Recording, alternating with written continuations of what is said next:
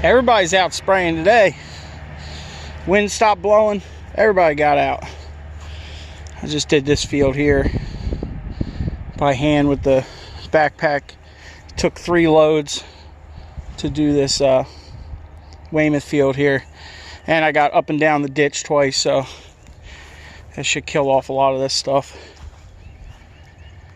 It's definitely worked, but it's nice out here. Not really any wind blowing, just a slight breeze here every once in a while. But as long as you keep the booms low to the ground, you're good. So I guess we'll go refill and do some more. I want to get these covals done too. That's probably going to take a couple tanks. We'll see what else we get into. We got to transplant some strawberries and get this garden area over here ready, because I want to start planting this week, probably towards the end of the week. And we got some corn to get planted, ornamental corn, and a little bit of field corn that I have. We're just going to put out there, see what happens.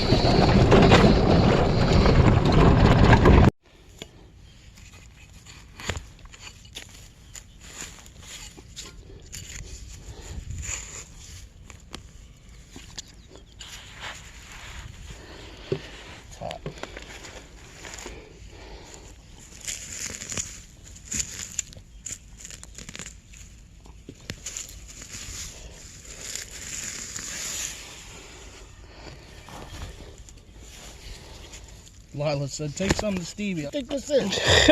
I said, you can come by over after work.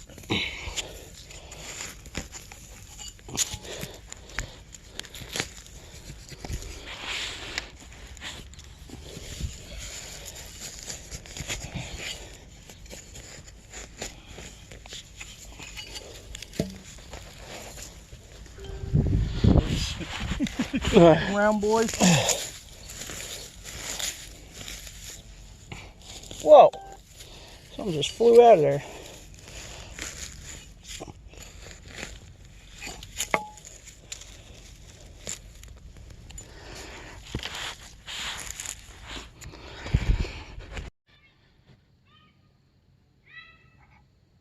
Well, the transplants look all right.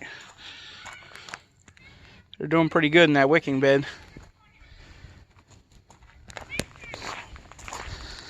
Well, the cucumbers didn't make it. They didn't like that frost.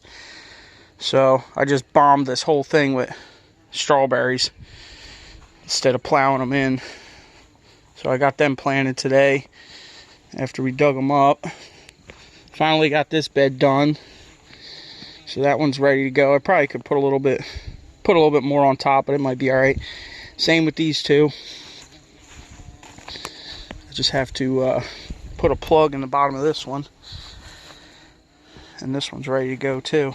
So we're going to get planting here pretty soon in those and these ones. I planted this broccoli. It finally ended up coming up, but I don't think it's going to amount to nothing. It's too small. I'll probably just end up ripping them out of there. And I found these in the trash a while ago. I hit them with some paint. I'm gonna hang them on the porch there. So reduce, reuse, recycle, right? They came out all right. I probably need to hit the top some more. Seems like every time you pull a spray paint can out, the wind starts blowing, right? All right, I didn't film too much today because a whole bunch of podunk going on. It's a cell phone and it weighs 2 freaking pounds. It ain't a GoPro. Oh.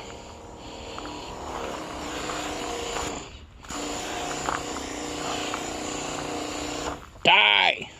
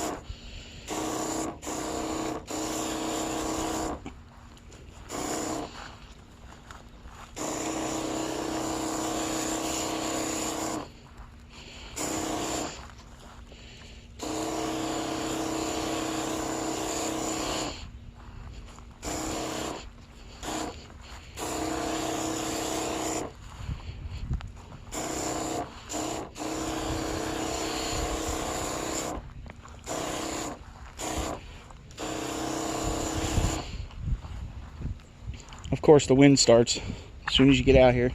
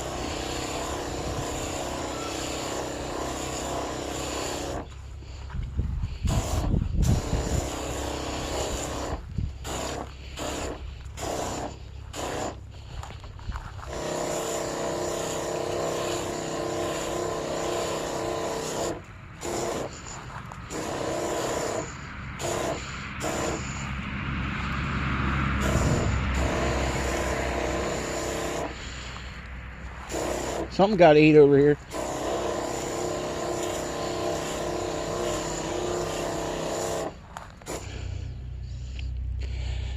I don't know if you guys can see it, but like right here is a new blueberry shoot. So is this one. That's what I'm trying to avoid, is the little ones. You know, if you get a little bit on the woody part of the plant, it really doesn't affect it. If you know how glyphosate works, weed killer, Roundup. But like this is a tree. So is this, and this one, and this one, and this one, and this one, and this one, and here, and there, and there. And there's even a tree growing out of the base of this stump here. So that's what we're trying to get rid of. And I know weed killer's not the best thing to use, but there's no real other option other than coming out here and hoeing it out, pulling each individual tree out. You can't come in here and cut this, because even if I cut this off, it's going to come back. It's just going to regrow. You know? It sucks that this is the way it needs to be done, but one-man operation. There ain't no way I'm weed whacking 15 acres every 2 weeks. It ain't happening.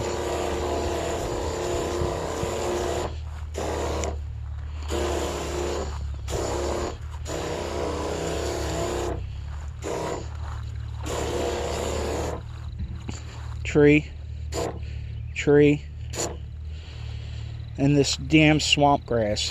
This stuff is the vein of my existence right there.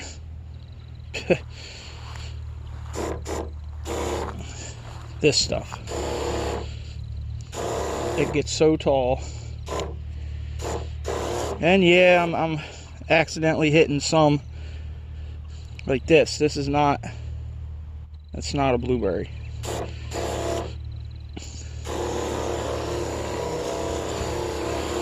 And some of them get sacrificed, but like this bush here, you can see this brand new growth here that has blueberries on it coming out of the ground. And we pruned this last year, and you see all these new shoots coming out of the stump. Now they're all high enough for me not to affect them, as long as I don't spray them directly, you know. So it's kind of a hands-on job, really. I used to do it from the tractor, but it's not as effective as, well, it's effective, but it's not as controllable as I can control it right here. And you see this is briars, and they're over here too, so hopefully we can knock them down. Here's some more briars right here.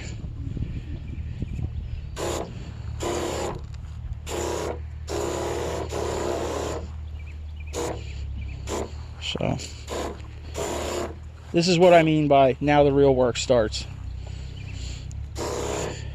Had people comment, "You never stop. What do you mean the real work starts?" Yeah, well, we got a lot to do.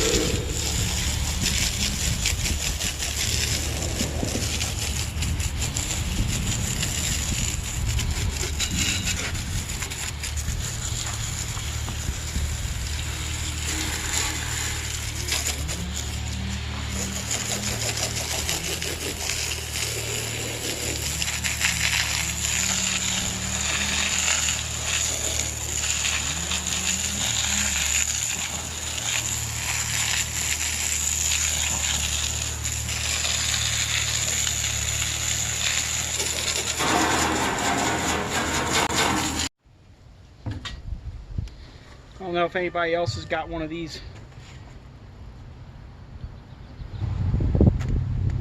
Harbor Freight quick hitches.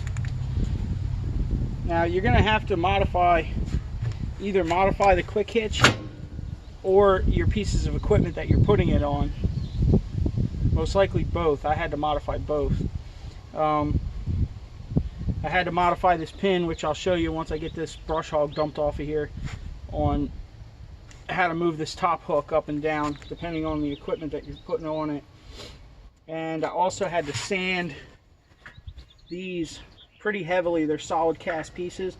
I had to sand quite a bit of material off of them to get them to work on my rototiller. I'll show you when I go to hook it on there. There's just not, this tooth was too thick to get it on there. And also it extends your drive shaft length. So if you have like a pre-cut drive shaft for some reason, you might have an issue with trying to get it on there.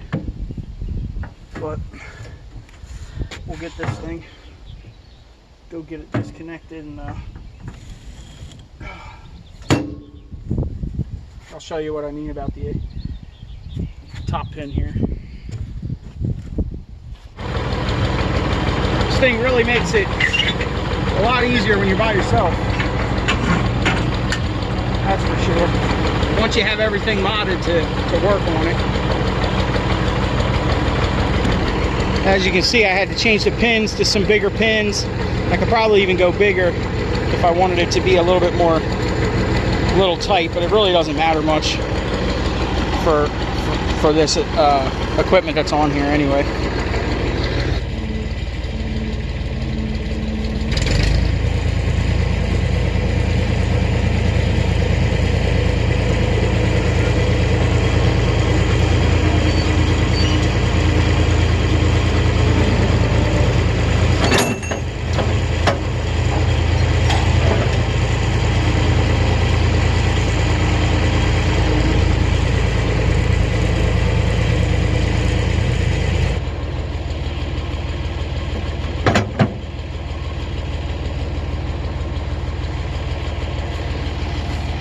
Definitely works pretty good. See if we can go get the oh, I guess I'll show you that piece right now, this top pin.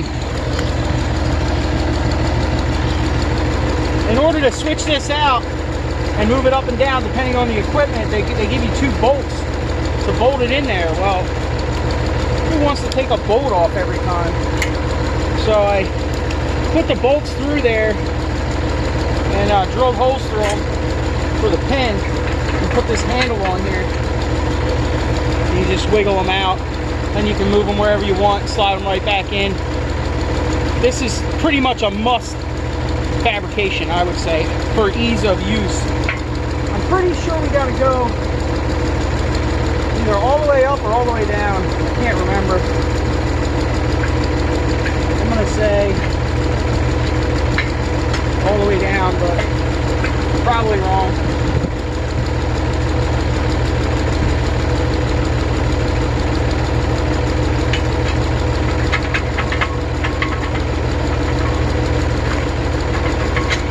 Yeah, I'm gonna say all the way up.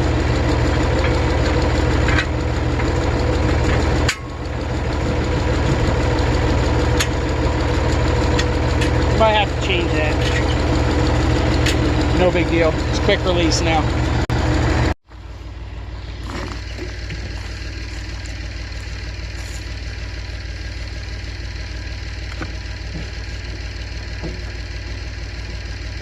And as you see, I put some sleeves on the pins to make them a little thicker.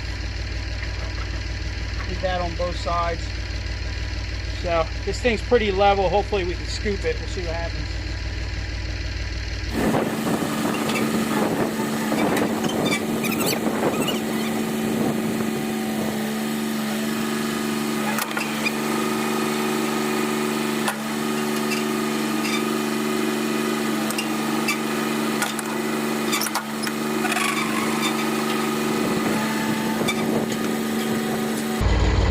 It can be pretty difficult.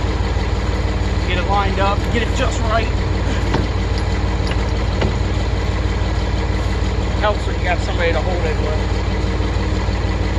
It's also not that easy with a clutch tractor, hydrostatics weight.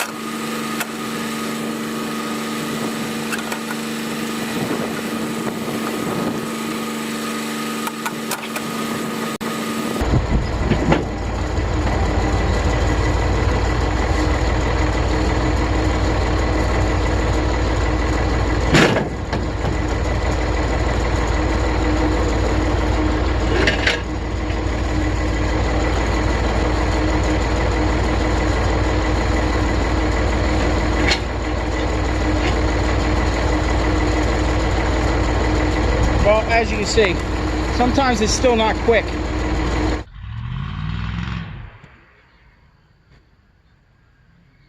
Sounds like the neighbor's got his monster truck out. See, we're not the only derelicts in the neighborhood.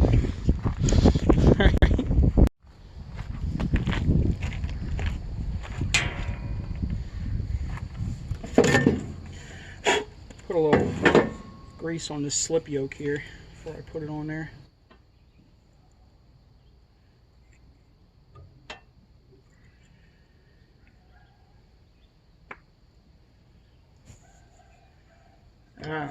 This thing looks pretty old, but bought this at Tractor Supply. It's probably about, I don't know, it might be 10 years old now. Maybe more, not quite sure. But another thing, if you get one of these rotor tillers like this, is try to make sure you don't have any debris out in the fields when you're tilling them up, because we got some string wrapped around the tiller part in there, and it got along the end over there by the gearbox, and it blew the seal out. So we lost the gear oil out of the box. Luckily I caught it before it destroyed anything, but I still have never taken this thing apart and fixed it. I just keep pumping tubes of grease in it every year. But it's just a big chain in there, like a transfer case, so not that big of a deal, I guess. And the amount that we use this thing only really comes out in the spring unless we're doing some other kind of project with it.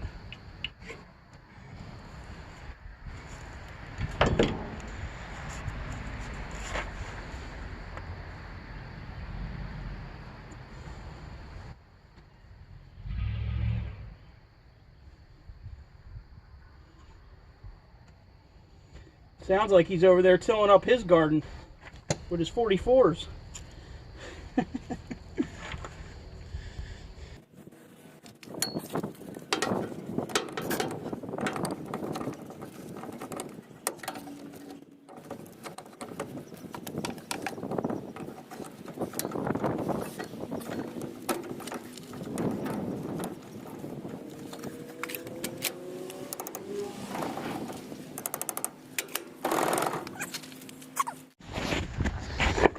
down here. You can see this.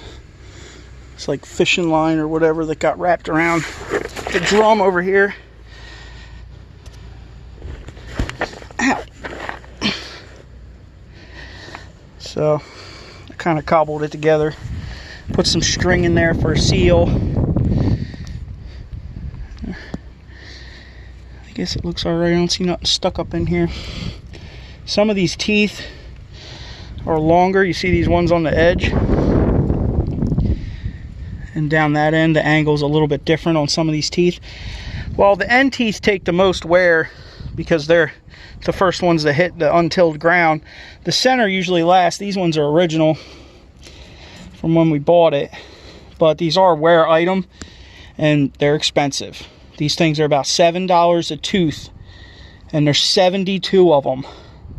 So add that up. It's crazy. But I stole some teeth off one of the other tillers we have down back. We have an open side long. It's a long tiller where the gearbox is in the middle. And the drums are just exposed and sticking out on the edges. It's actually a much better tiller for blueberries because you don't have this gearbox here. And the side of the drum is open, so it throws the soil up on the mounds of the blueberries. But we couldn't afford to fix that one again. And getting parts for it is starting to be pretty difficult, so we went and bought this one, which does the job, but it doesn't really sling the dirt up on the bushes like you would want it to. But it works great for the fields. So let's go till up the corn patch where we're gonna grow some ornamental corn this year and some other things. Let's see how it jumps when it warms up.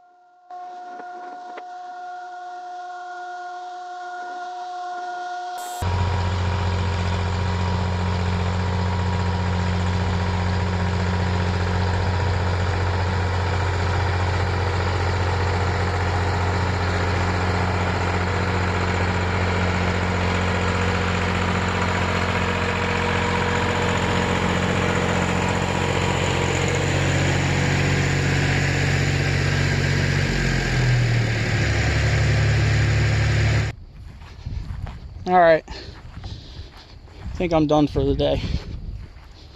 I went over it a couple times. It looks pretty good. Probably go over it one more. It's pretty good, actually. It's nice when it's not dusty too, just a little bit of moisture. I threw some triple 15 out here earlier. You can probably see it on the edge here a little bit. I wanted to get it incorporated in, so. Alright, y'all. Thanks for watching. Probably gonna end up planting corn tomorrow. Supposed to get some rain, so.